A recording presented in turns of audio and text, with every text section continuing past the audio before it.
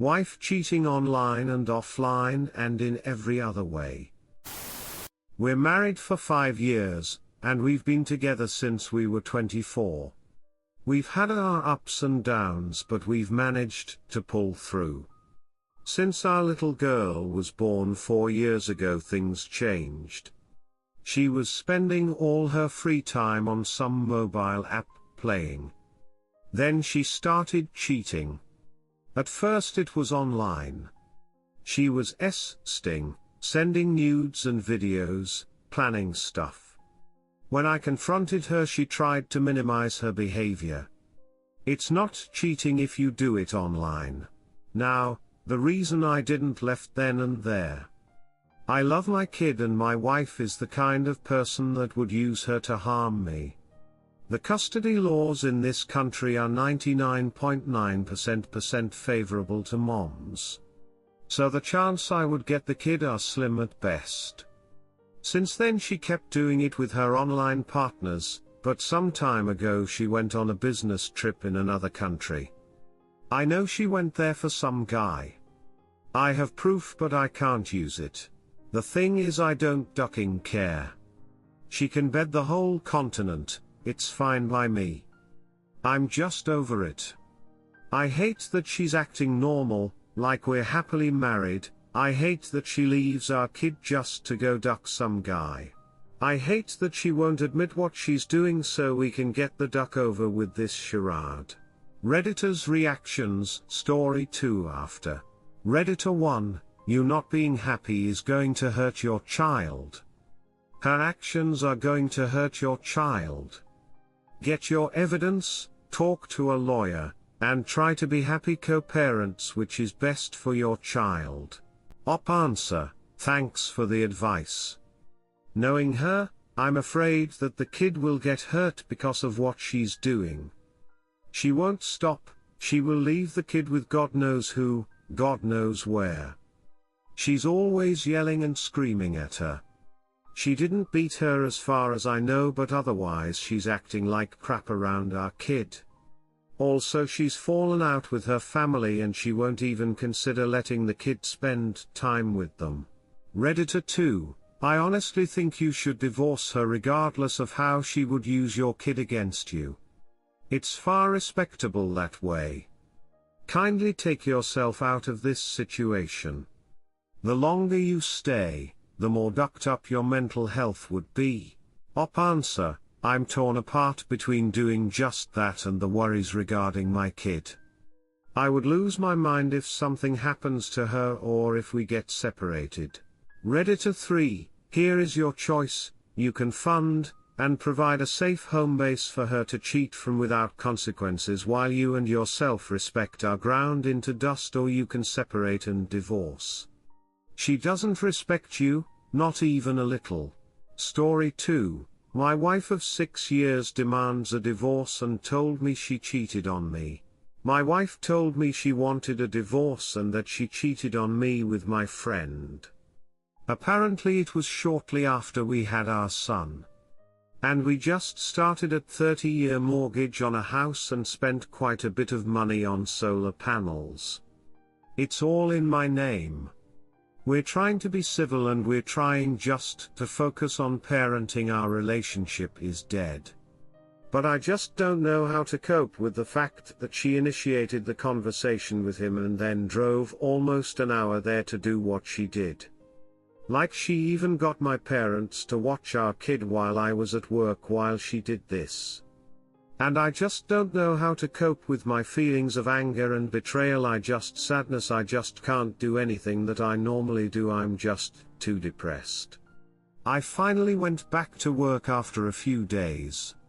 I just don't know what to do. I don't know how to handle this. I'm broken, and if she wants to, she can ruin me financially for the better part of my life, and I won't be able to look at an apartment, let alone a home. And all of that is not even my biggest fear. My biggest fear is waking up and my son not being in my house, not being able to check on them, just knowing he's going to be gone for half a week or whatever the time may be. Please, if anyone has any advice on any aspect of this, I would be so grateful. I'm just trying to make it 1 minute at a time every day. I'm just having so much trouble dealing with the heartbreak and I just don't know what to do next. I'm just trying to cope with the pain and I already wasn't the best at handling my feelings. I've had to unload my gun multiple times because I don't want that would not hurt anyone else. Talking about self-harm, but I'm just not doing okay in my head right now, please help me. Redditor's reactions, story 3 after. Redditor 1, get an attorney. Get a DNA test on your son. Secure all your finances including home, insurance, credit card, banks, etc. Document all evidence of her cheating. Tell both of your parents about her cheating. Do not let her roll over you with this. Do not move out of your house. Have her move into her friend's house. Redditor 2, talk to anyone. You'll be skipping the bottom for a little bit, but it gets better. Think about your kid. Don't want that immoral, selfish wife to be his only influence. Document the infidelity the best you can for your lawyer. Talk to your lawyer. Make her move out if the house is in your name. Talk to the lawyer about it. Protect your bank accounts. Cut off contact with her for everything but the kid. Talk to your parents about it for help. Answer, we're still living together. Roommates, parents, that's it. No hugs, kissing or time. Redditor 3, couple of things. Unfortunately you can't just kick her out. You can ask her. Understand the pick-me dance never works. You got to go full stream ahead, show no mercy. Tell both parents, family, friends, everyone this needs to be done ASAP, especially before she spins a bunch of lies. Learn about Grey Rock and the 180. Don't drink or do drugs. Stay clean and be careful. Lawyer up, find out if it is at fault or no fault state. I hope an at fault state. Don't leave the house and don't leave your kids. Looks bad in court. Start your own routine, set times where she watches the kids. Then Kermit defrog her. Be unpredictable, go out, don't tell her where. Keep odd hours, ignore her and be civil. Work on yourself, hit the gym, lose weight if you have to. Buy new clothes. This will drive her crazy. Separate finances, but set up a plan for her to continue pay her part. Don't give her any money, just keep food at the house. I know it's hard, but fake until you make it. Blow up your friend as well and tell his family, and if in a relationship his partner. Serve her divorce papers ASAP, do not tell her, let her get blindsided. Only hitting hard back will break the fog. Remember, you can stop a divorce if you want to. Good luck, and remember, don't let her see you're in pain. Just be polite and show no emotion. Story 3, 20 years after D-Day. Still together. My 20 years anniversary of D-Day was a couple weeks ago and we are still together. I came upon this sub by accident, and after reading a number of posts I see so many of the same experiences, but not many this far out. I decided to post to tell of the past 20 years experience for those seeking reconciliation. The short version of my WW's affair is that after dating for 7 years and 3 years of marriage we had a rough patch. Work and life pushed us apart and I did not try very hard to fix it. The affair was with a co-worker, lasted approximately 6 months and ended when she confessed. I was blindsided completely and devastated, but still in love and wanted to work it out. Forgive me if I skip over the first days, weeks, months, as I see that is addressed in other posts and pretty similar, and it's the years after that people might be more interested in. I've never been through a divorce, married at 24 and 49 now, but I honestly think it would have been easier than reconciling.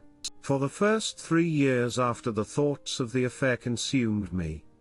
I thought about it more than probably anything else combined. I didn't find out all of the details, as it seemed that as the trickle truth was revealed, the worse it was. During this time we had quite a lot difficulty with it, coming close to calling it quits numerous times. We stuck it out and got past that initial phase. Over the next 5 years we continued to work on it, and a great deal of the pain subsided, and I didn't think about it constantly, and in that time we had a child together and were overall pretty happy. Around the 8 to 10 year point, life was basically back to normal. By normal I do not mean like before the affair. My new normal is that I had been betrayed and humiliated and emotionally destroyed by the person I trusted completely. I do not see my wife as the same person before. I am not disgusted by her or anything like that, but I do see her as stained, maybe not the right word, but can't think of the right one. Concentrate on the love and push the bad to the side, out of mind, whatever. Over the last decade we've pretty much been the couple we wanted to be. The triggers for thinking about the affair have lessened, but are still there. Movies, friends' experiences, reading this etc. can be triggers, but I deal with them effectively. The AP was never part of our group, so I didn't have that as a trigger. 20 years later I am overall pretty happy in marriage. I still do think about it occasionally, but now it's rare. I trust my wife now, but not completely. Never again? I love my wife immensely, but I do not love as completely as I should. I have never said I forgive you and don't know that I ever will. I still hold it against her, but probably more subconsciously. I plan on staying together for life. Sorry if this isn't as detailed as you need, it's more like a rant, I guess. I can try to answer questions if there are any. Redditors' reactions. This includes story from another Redditor. Story 4 after that section. Redditor 1, thank you for sharing this. Even just being tilde 2.5 years post D-Day, so much of this resonates with me, believe it or not, as we had several false reconciliation attempts after my ex-WW's affair. I would be very interested to see people's perspectives on the other side as well, 20 years out post D-Day, who did divorce early on, remarried, and can speak to the effect the first, failed relationship has had on them now 20 years later. How did the affair manifest in their second, successful marriage? I'd be interested in knowing how their process differs from ops, being aware and knowing that every situation is individual and different. Thanks. Redditor follow-up, at the behest of my current second upgraded wife, I'm posting this here in the hopes that it helps someone, sometime, somehow. Married first wife when I was 25, discovered the affair 2.5 or so years later. When I found out, I was naturally devastated and attempted immediate reconciliation after the initial shock and betrayal set in. She was not so interested in this, and so I focused my energy inward and read books on the situation, trying to get a grip on it all and myself.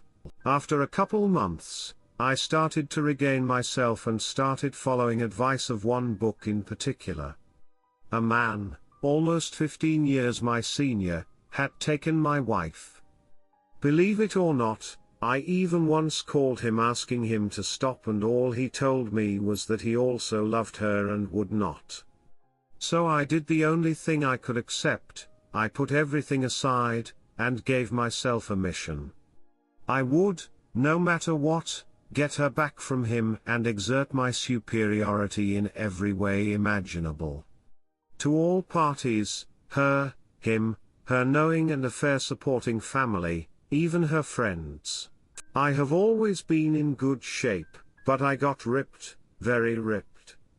I was always friendly and agreeable to her, granted her the no-fault divorce she needed for her career. I dated other women, began to rediscover the man I was, but lost to her, succeeded in my work and businesses, etc. I played the games she was so used to and apparently needing.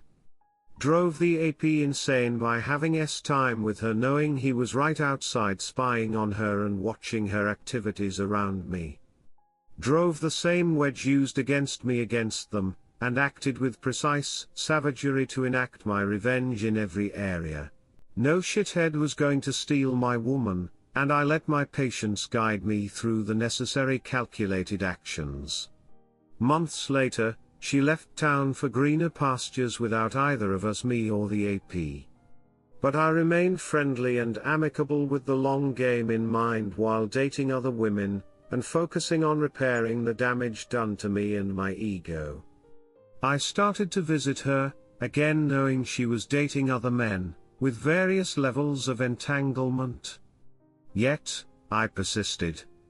Eventually, she moved back to town in order to be close to me and try to mend the damaged marriage. Same games persisted, but my desire to return her to my life had begun to plummet.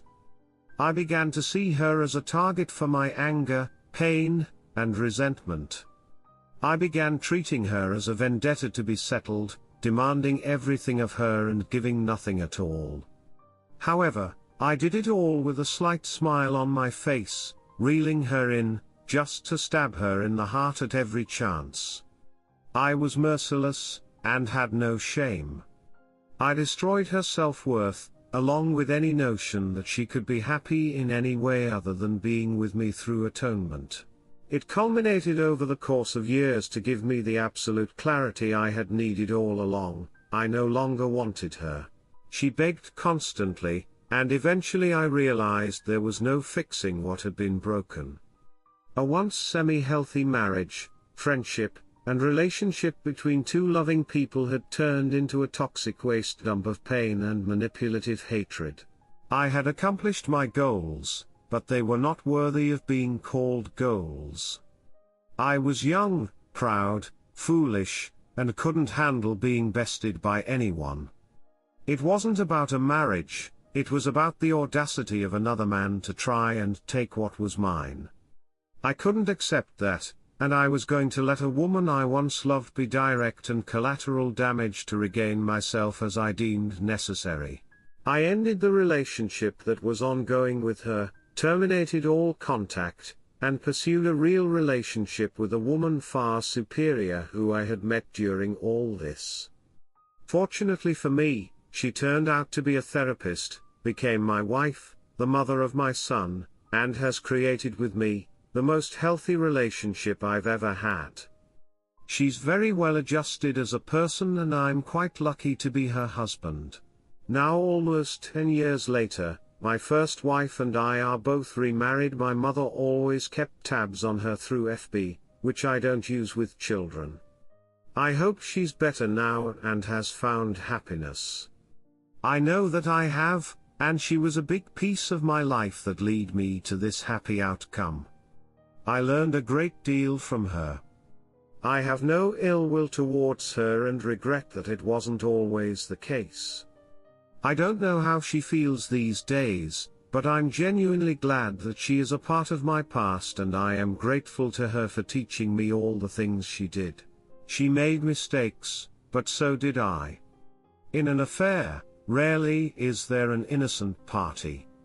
Cheaters cheat because they're missing something. Cheaters are not always to blame, as things are rarely so black and white. Most people take an oath and spend zero time thinking about that oath or how challenging it might be to maintain it. Relationships are such fickle things, they are trying to make two minds act as one, a doomed effort if I've ever heard one. It's taken me all this time to realize it, but we are all just humans looking to give and receive love.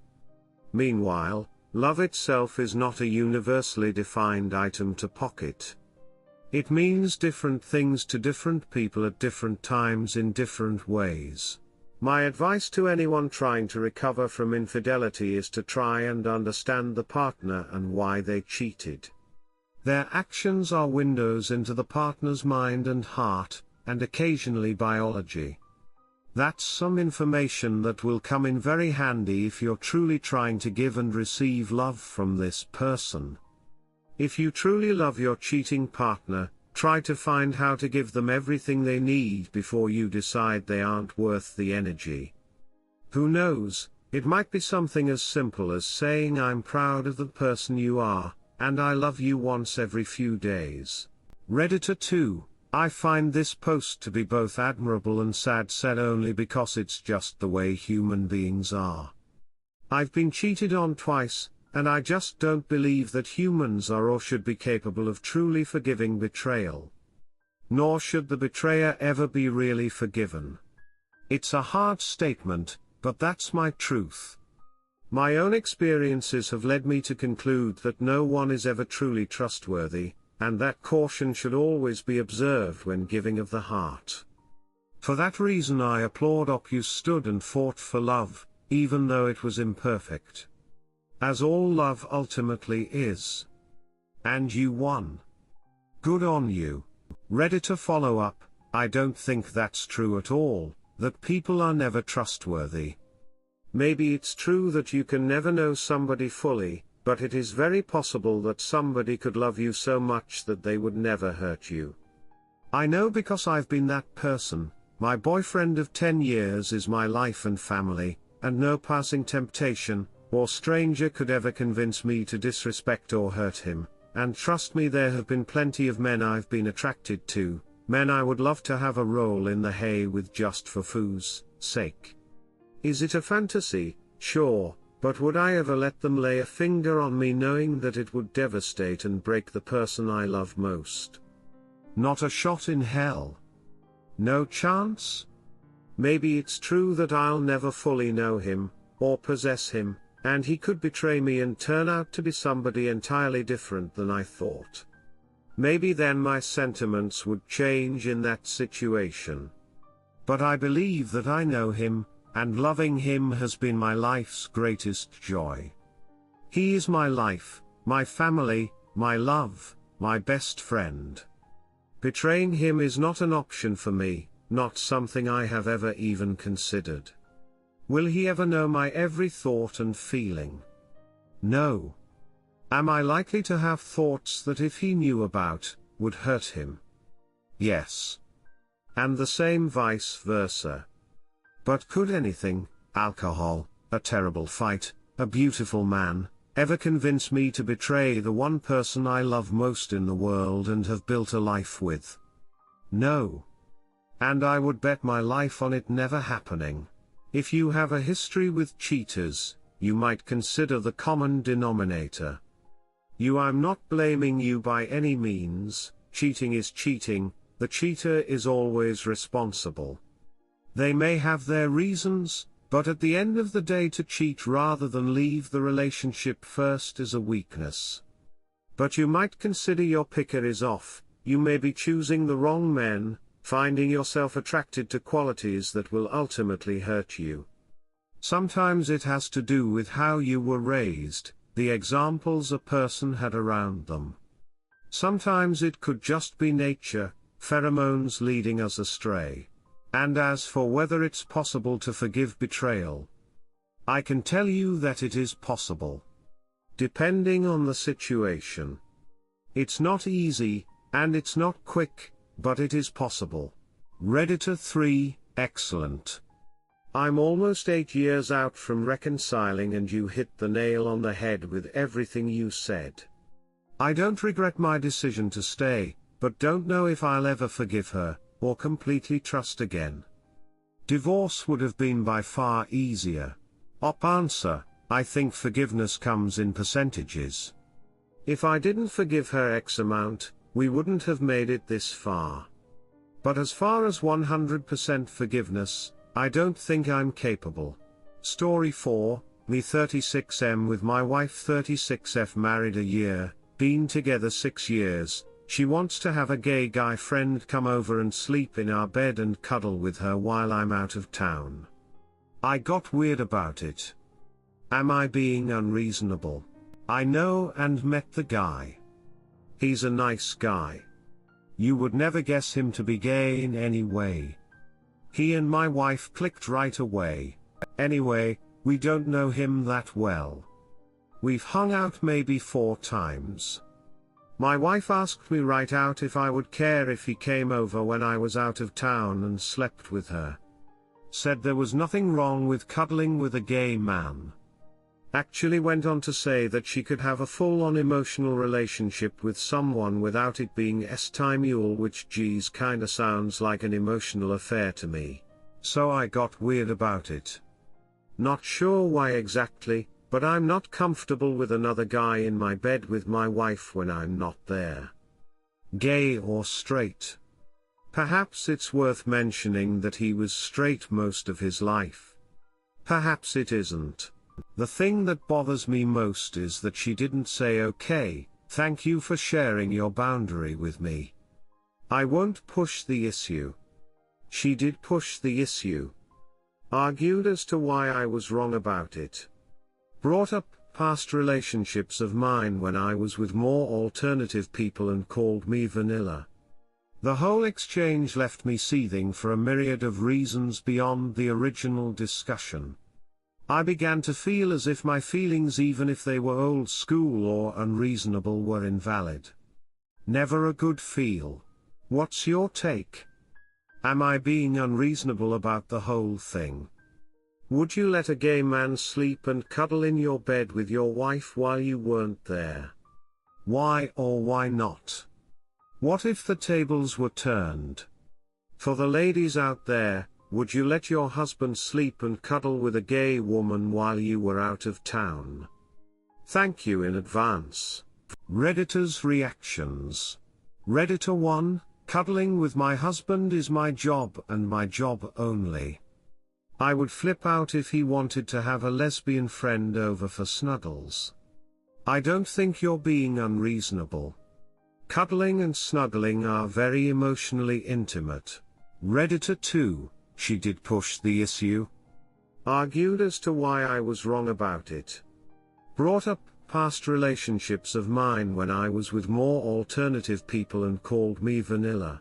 Honestly, at that point I would have stopped the conversation and asked what is really going on here. This sounds much deeper than you won't let my gay friend cuddle with me. It sounds like she has some issues with the relationship that she's refused to communicate or tried to communicate and was blown off, and now they're bubbling to the surface as smaller things. Am I being unreasonable about the whole thing? Not remotely. But considering you stating your discomfort led to a myriad of other issues coming to the surface, it sounds like there's a lot more of a problem than her wanting gay guy cuddle time.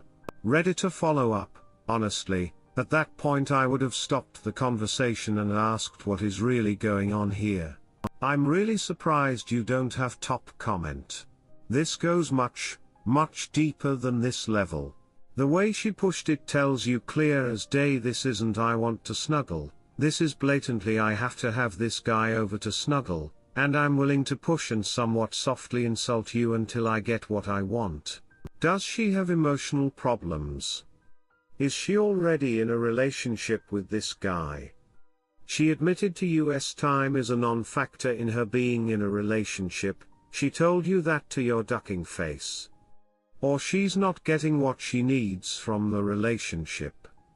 All seem equally plausible.